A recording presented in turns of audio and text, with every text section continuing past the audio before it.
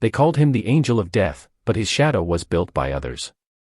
In September 2025, news broke, ISGS had lost 3 of its major commanders, Souleymane Ag Bakawa, Soldat, Abrahim Boubacar, Ubal, and Abu Dahdāh. Was this the fall of a monstrous regime, or merely a reset of its darker design? Because when one death shakes the foundations, sometimes what rises from the wreckage is more terrifying. What if the angel was never a lone demon but one face among many? Stay, because this is not a simple crusade. It's a reckoning. According to Jamestown, ISGS recently lost 3 key commanders, Soldat, Souleymane Ag Bakawa and Abu Dahdāh, are believed killed, while Ubal Abrahim Boubacar surrendered with 10 men. This shift rattled jihadist cells across Mali and Niger, creating confusion in command and opening windows of opportunity. It was in that moment, with ISGS reeling, that the AES Coalition activated its long-hidden protocols. From Mali's border zones to Niger's desert edges, signals lit up. Codenamed Operation Falcon Dawn. The mission would seek not just one leader, but to sever the spine of terror. The wheels of a storm were already turning. They thought the storm had passed. But in the Sahel, silence is never peace, it's the sound of someone reloading. When the news of the ISGS collapse spread, the deaths of Souleymane Ag Bakawa and Abu Dahdāh, the surrender of Abraham Boubacar, something shifted in the air. The map was changing. The desert, that vast kingdom of dust and revenge, was suddenly leaderless. AES commanders knew this moment would not last long. "You don't get 2 sunrises in a single war," said one field officer in Gao.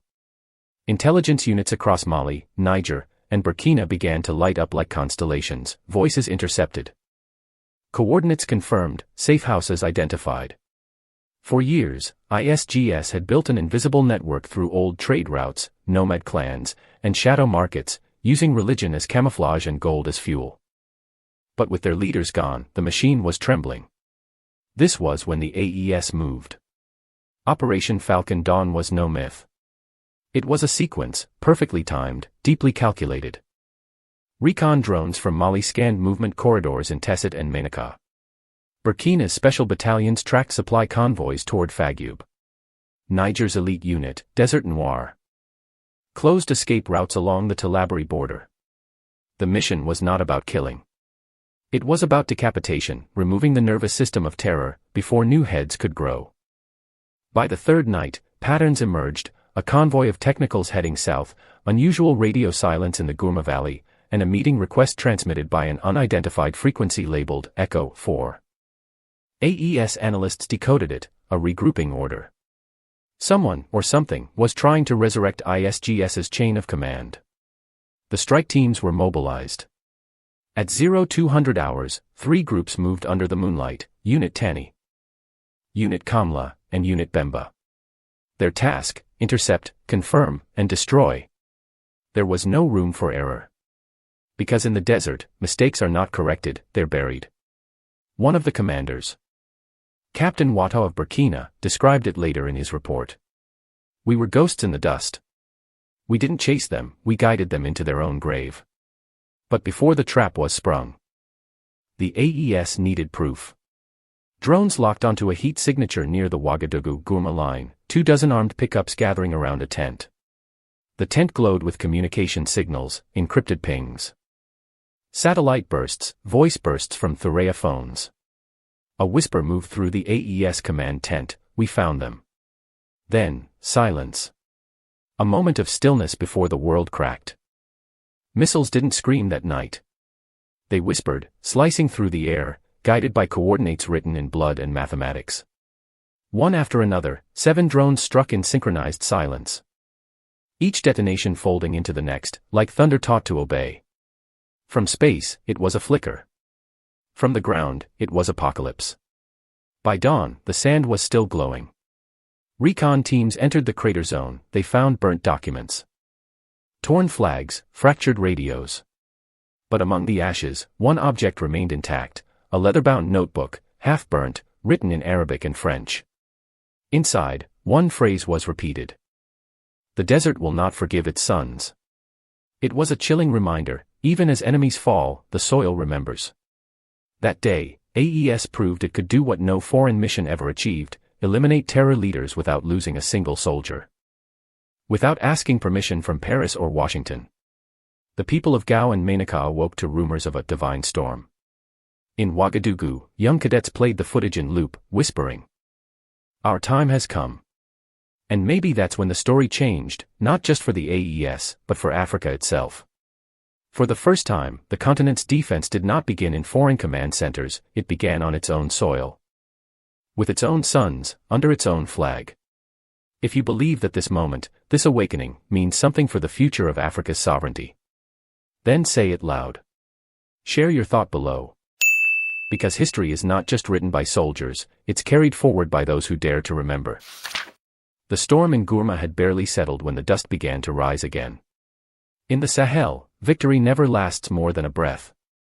One moment you hold silence in your hands, the next, it turns into smoke. 3 days after the Falcon dawn strike, the first reports came in from the southern edge of Burkina Faso. Buguni, a name that meant nothing to most outsiders, suddenly appeared on every encrypted AES channel. Satellite images showed heat clusters, strange movement patterns, convoys entering from the east. The analysts whispered the same phrase: something's building. Within hours, Captain Watara received the order to move. He was a soldier carved by the desert, a man who measured life not in years but in operations. The same precision that had guided drones in Gourma would now guide his boots through Buguni's dust. His force attack team, a small, ruthless unit trained to strike and vanish, was already loading the trucks when he arrived. No words. Just the metallic rhythm of magazines being slammed into rifles. By noon, the convoy left Ouagadougou, a trail of sand following them like a wounded ghost. The radio buzzed with fragments of intercepted communication, shouts in Arabic, Hausa, Fulani, the familiar chaos of militants regrouping. But this time, the voices sounded coordinated. Too coordinated. As they approached Buguni, the wind changed. The smell of gun oil and diesel lingered in the air. Overhead, the drones Falcon 9 and Bemba 3 circled, their silent wings slicing through the haze. From above, the battlefield looked like a chessboard drawn in sand, pieces shifting, converging. Watara stopped his lead vehicle and looked at the horizon. The sun was lowering, bleeding red over the dry trees. His lieutenant turned and asked, "Orders, sir?" Watara's eyes didn't move. He simply said, "Forward." The engines howled. The desert erupted. The first exchange was chaos, gunfire cracking through the savannah, RPGs whistling past the convoy. One truck burst into flames. Another lost a wheel, and the men scattered into defensive lines. Yet, within that storm, there was a strange rhythm. Every movement, every shout followed invisible choreography. AES soldiers had learned to fight without the luxury of command posts or air cover from foreign allies. Their cover was courage. Their air support, their own machines. Drone feeds streamed into Watara's headset. The images were surreal. A second wave of militants was circling from the north, forming a half-moon trap. Watara didn't blink. He gave a new order. Cut the circle. Move fast. 2 teams split and advanced under fire. The sand jumped like boiling water as bullets chewed through the ground. Private Issouf, just 22, sprinted through that inferno carrying 2 smoke grenades. He had no armor. Only conviction. He threw the first grenade to cover the right flank, the second to mark drone coordinates. The smoke billowed, white and furious, a signal that could mean life or death. Then the sky answered. 2 drones tilted from their orbit, targeting the coordinates Issouf had drawn with his courage. From the clouds came twin flashes of light, clean, surgical. Final. The valley shook. A wave of fire consumed the enemy's motorcycles and trucks. The horizon folded inward, swallowing the militants in a roar of dust and flame. And then, silence. Only the hum of the drone engines above, like angels circling after judgment. When the dust cleared, the tally was written: 30 enemies neutralized, 15 motorcycles seized. 1 AES soldier wounded, none lost. The air smelled of metal and redemption. For a long moment, no one spoke. Then, through the crackling radio, Watara's voice came steady and low. Buguni stands. Those two words spread faster than the fire that birthed them. Within hours, they appeared on the encrypted AES network, on soldiers' lips, on the walls of command tents from Gao to Niamey. Buguni stands. It wasn't just a victory, it was a promise that Africa's sons would no longer kneel before chaos. In Ouagadougou, cafés erupted when the news broke. Screens replayed footage of the burning motorcycles. The disciplined assault, the faces of men covered in dust but not in defeat. Mothers whispered prayers of thanks. Students shouted slogans on campus, "The Sahel fights back." Across Mali and Niger, officers sent messages of solidarity, "The line holds." And for the first time in decades, those words didn't sound borrowed from anyone's anthem. They belonged to Africa. If you believe that this moment, this fire, carries meaning beyond the battlefield. If you believe that courage deserves to be remembered, leave your thoughts below. Because wars are forgotten only when the brave go silent. The victory at Buguni wasn't supposed to happen. The odds were wrong. The equipment, outdated. The men, outnumbered. But it happened because they had what no foreign army could manufacture: conviction. Yet even as the AES celebrated, something began to stir in the digital shadows. The analysts at the Intelligence Bureau noticed unusual traffic, encrypted signals bouncing between Mali and a cluster of European servers. At first, they thought it was random noise, ghost data. But the pattern was too clean, too timed. Packets of information were moving every 7 minutes, short bursts, same size. Same route. When decrypted, they revealed coordinates that matched known militant supply paths. Someone, somewhere far away, was feeding real-time intelligence to both sides. A chill ran through the command room. Could it be possible that the very systems meant to protect them were being used to track them? The AES leadership didn't speak publicly about it. They couldn't afford panic. But inside closed rooms, the conversation changed. The officers began to ask questions they had never dared to ask before. Who profits when the desert burns? Who benefits when Africa fights itself? No answer came that night. Only static, and the faint pulse of another signal, hidden deep in the code, repeating every hour like a whisper from somewhere across the sea. The message was unsigned.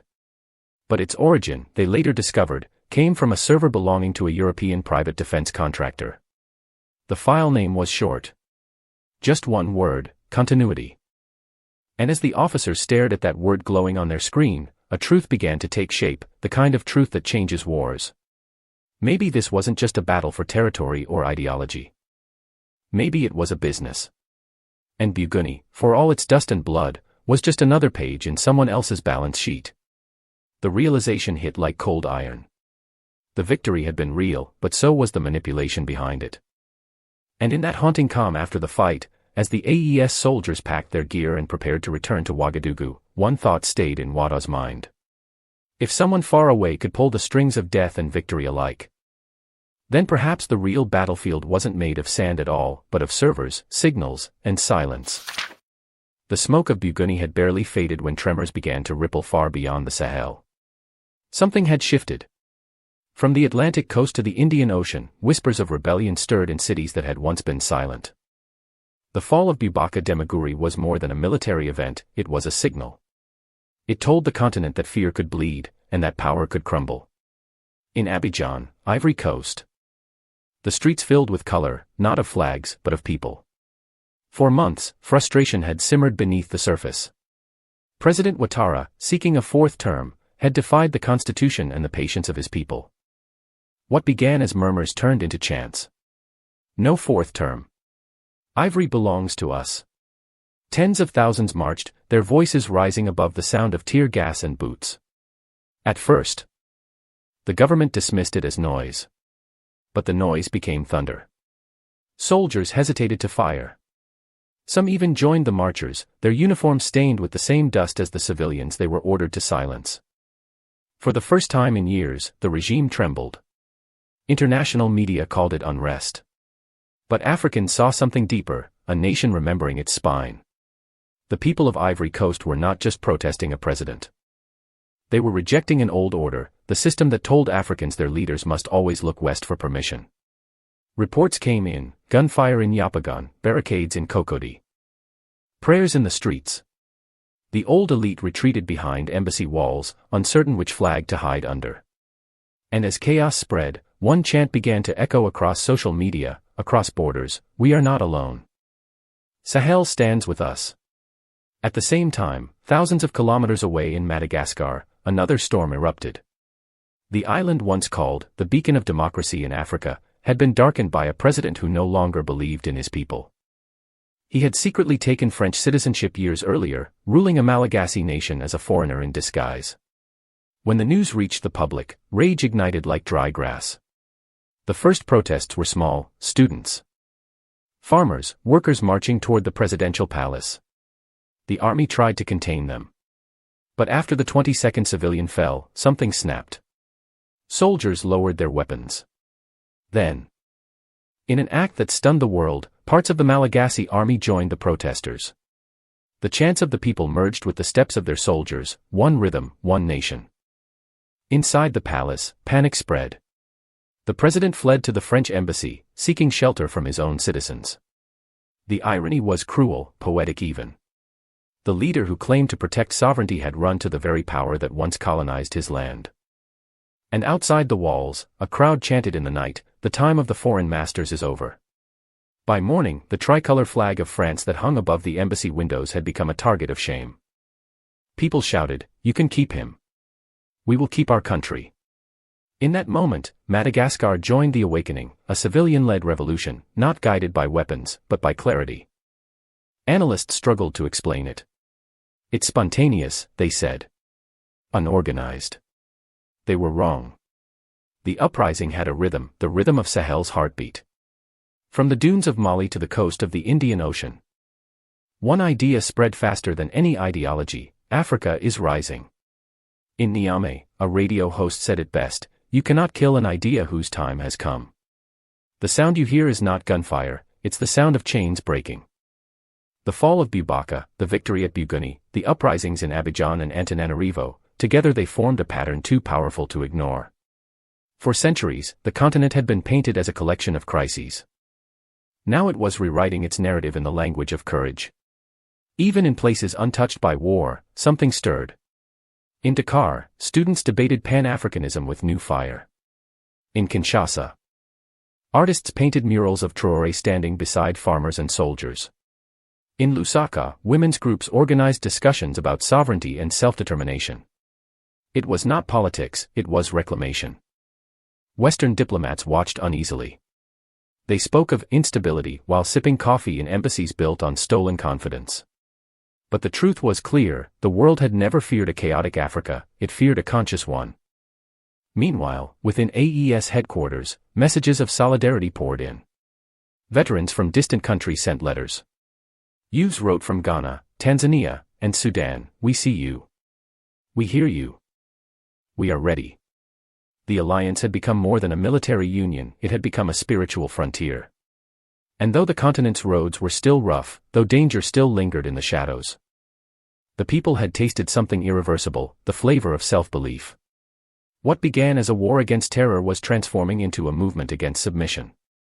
Africa was remembering its soul. If you can feel that pulse, if you can sense that the wind itself is whispering rise, write it below. Type "Africa Rises" in the comments. Because this is not just the sound of revolution. This is the sound of a continent waking up. The battle was over. The dust had settled. Boubacar Demaguri, the angel of death, was gone. When AES forensic teams reached the blast site, there was almost nothing left: charred sand, broken metal, the faint smell of gunpowder. And yet, among the wreckage, they found something: a fragment of cloth soaked in dark, dried blood. On it, written in his own hand, were the words: "You've killed one monster, but you've awakened another." At first, no one understood. Analysts dismissed it as arrogance, the dying curse of a fanatic. But a few weeks later, strange patterns began to emerge. Convoys of weapons, same models used by the terrorists, were being intercepted near the border. The markings on the crates: NATO serial codes. The medicine seized from jihadist camps. Manufactured in Europe, shipped for humanitarian aid. The evidence was undeniable: the same networks that armed the killers were also selling intelligence to fight them. The same corporations that built the bombs were funding the reconstruction. And then came the files, leaked diplomatic cables from Brussels, London, and Paris. They spoke of controlled instability, managed chaos, and resource assurance. The words were cold, clinical. The meaning was monstrous. The war in the Sahel was never meant to end. It was designed to self-sustain. A perfect loop: destroy, rebuild, profit, repeat. AES leaders gathered in silence. Traoré looked at the documents, his jaw clenched. So this is it, he said. We weren't fighting terrorists. We were fighting a business model. The realization hit like thunder. For years, the Sahel had been the theater of a performance, a play written in foreign capitals, directed by men in tailored suits, executed by drones and mercenaries. The victims were real, the blood was real, but the script was never theirs. The monster Boubacar spoke of was not a man, it was a system. One that feeds on fear, funds both sides, and calls it stability. That night, a message was broadcast from Ouagadougou to every AES outpost. The enemy no longer hides in the dunes. He sits behind polished desks and writes in languages we were told to admire. But the time for admiration is over. From this day, we do not fight shadows. We fight the hands that cast them. Across Africa, soldiers listened in silence. Some clenched their fists. Others closed their eyes. They had trained to face guns, not ghosts in suits. But there was no turning back. The war had entered its second phase, not against terror, but against the architecture of terror itself. And as the camera of history rolled on, one question remained. If the monsters wear ties and speak of peace, who will have the courage to call them by their name? If you've heard this truth, if it burns behind your ribs the way it burned ours, then don't just watch. Stand with us. Because this is not the end of war. It is the end of denial. The world now knows their names. Traoré, Goïta, Tiani. Not as rebels, but as reminders. That Africa's silence was never weakness, it was preparation. The war is no longer about bullets. It is about truth. About who writes history, and who finally tears the page. In every city, in every village, a new generation is rising, one that will not ask for permission to exist. They have seen the cost of obedience. They have chosen defiance. And if you believe that this fire must never die, if you believe that the voice of a free Africa must never again be silenced, then let your voice be counted. Like, comment, share, subscribe, not to a channel, but to a cause. Because this is not the end of the story. This is the beginning of the reckoning.